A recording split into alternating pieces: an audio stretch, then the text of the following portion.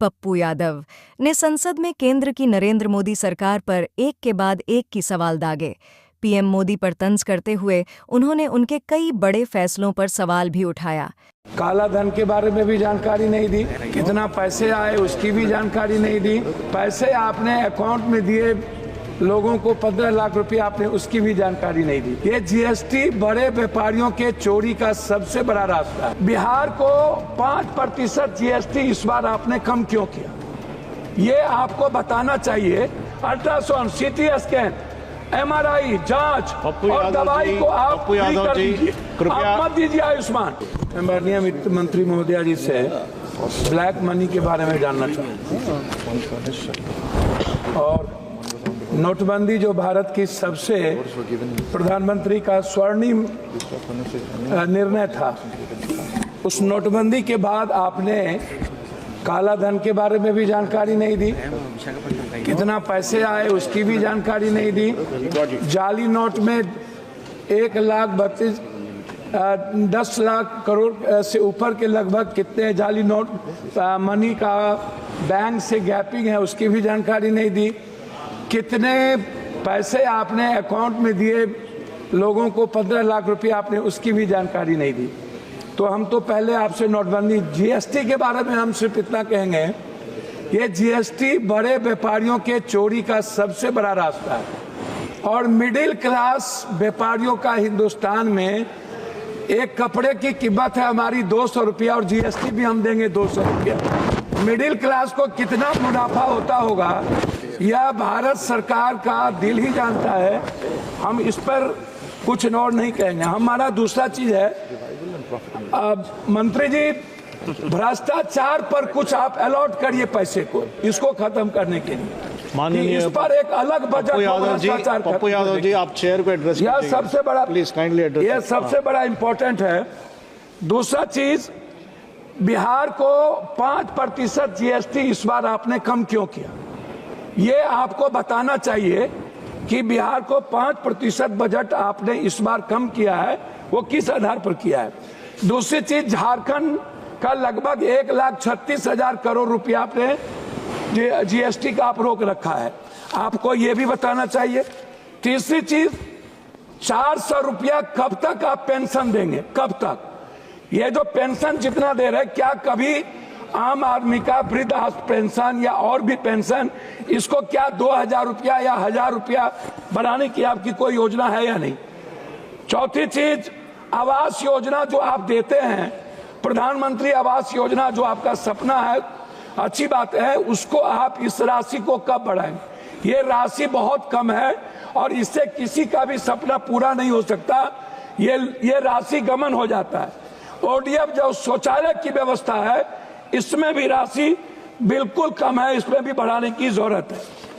चौथी चीज, पांचवी चीज, आंगनबाड़ी, ममता आशा रसोईया, सुप्रीम कोर्ट का ऑर्डर है कि आंगनबाड़ी को सेविका को 25,000 और सहायक सेविका को 18,000, आशा और रसोईया को आपने इस पर कोई ग्रांट में भी और बजट में भी आपने नहीं लाया। आप कहते हैं आयुष्मान भारत, आप जो पैसा देते हैं उसमें क्या होता है, प्राइवेट अस्पताल वाला 20 लाख 40 लाख का बिल बना देता है, 7 लाख 8 लाख का बिल बनाता है। आप सोचिएगा मिडिल क्लास और गरीबी रेखा क्या आयुष्मान भारत में आप ऐसा करिए मंत्री महोदया जी, अल्ट्रासाउंड, सीटी स्कैन, एमआरआई जांच और दवाई को आप फ्री कर दीजिए, आप मत दीजिए आयुष्मान, कृपया इतना चेयर को एड्रेस कीजिएगा, इतना चीज फ्री कर दीजिए। चौथी, सभापति महोदय थैंक यू, 2 लाख करोड़ रुपया हम पर बिहार में कर्ज है, 2 लाख करोड़ रुपया, और बिहार सरकार आज नहीं, चाहे जिसकी भी सरकार हो, वर्तमान हो कोई भी हो, उन्होंने और हमारे प्रधानमंत्री गांधी मैदान में विशेष राज के दर्जा की बात की थी। लेकिन जब हम लोग अटल जी के समय, हम लोग नीतीश जी और भी सभी साथियों के नेतृत्व में मिले थे, तो हम लोग विशेष पैकेज का एक बड़ा रूल दिया था। उसमें हम लोगों ने कहा था कि बिहार की जितनी बंद पड़ी फैक्ट्रियां हैं टोटल आप उठा लीजिए, सासाराम से लेकर के और जितने जूट मिल कटिहार से लेकर के जितने चीनी मिल है, सारी फैक्ट्रियां, इसको रिहेबिलिटेशन के लिए आप एक विशेष पैकेज दीजिए। उसको भी आपने नहीं किया। हमारी लगभग फैक्ट्रियां बंद हो गई। झारखंड में HCL से लेकर के लगभग 43% फैक्ट्रियां, गिरिडीह हो, धनबाद हो, बोकारो हो, स्टील फैक्ट्री हो, लगभग बंद हो गई। तो मेरा है विशेष राज और विशेष पैकेज। जब आप बात करते हैं कोई भी चीज तो जरूर इस बात पर ख्याल रखा जाए कि विशेष राज पर आप क्या चाहते हैं। आप अपनी बात समाप्त कीजिएगा। जो सबसे बड़ी इंपॉर्टेंट है वो है प्रधानमंत्री सड़क योजना। प्रधानमंत्री सड़क योजना में सर बिहार दुनिया का सबसे गरीब प्रदेश है।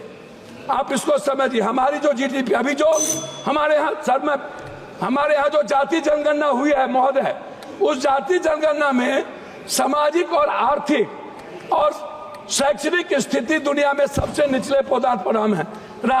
तो इसमें मैं चाहता हूं कि हर कीमत पर महोदय आप बेरोजगारी भत्ता की बात मैं आपसे करूंगा। सबसे ज्यादा दुनिया में महोदय पलायन और सबसे ज्यादा बेरोजगारी बिहार की है और निरक्षरता भी, मतलब एजुकेशन ग्रोथ हमारा सबसे नीचे है। और इसके लिए हम चाहते हैं पेंशन, छात्रवृत्ति, युवा बेरोजगारी कम से कम 5,000 से 6,000 रुपया आप देने का। अब मैं अपने क्षेत्र पर 1 मिनट में बात खत्म करूंगा।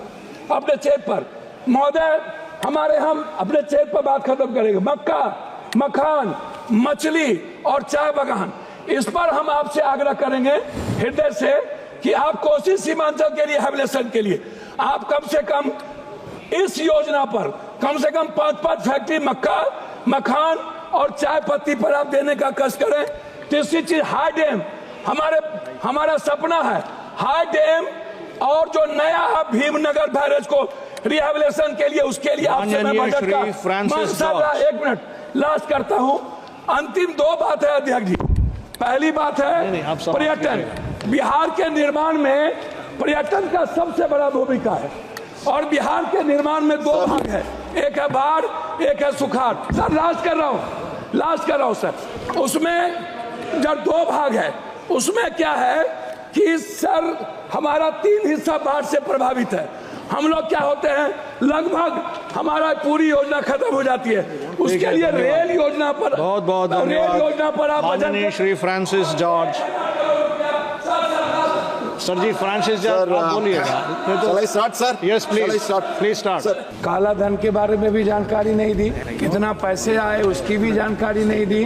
पैसे आपने अकाउंट में दिए लोगों को 15 लाख रुपया, आपने उसकी भी जानकारी नहीं दी। ये GST बड़े व्यापारियों के चोरी का सबसे बड़ा रास्ता है। बिहार को 5% GST इस बार आपने कम क्यों किया, ये आपको बताना चाहिए।